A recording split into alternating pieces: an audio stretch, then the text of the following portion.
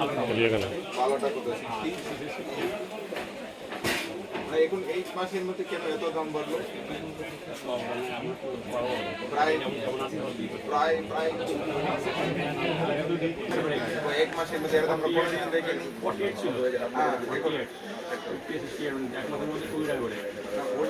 হোলসেলারদেরকে আমরা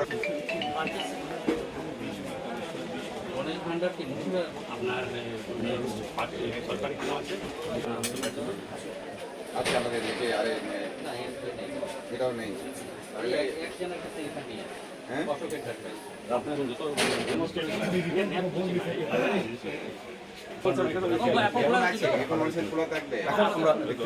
আপনারা মাল তো বাইরে রাখবেন, যারা বাইরে তো বাইরে রাস্তা বন্ধ করে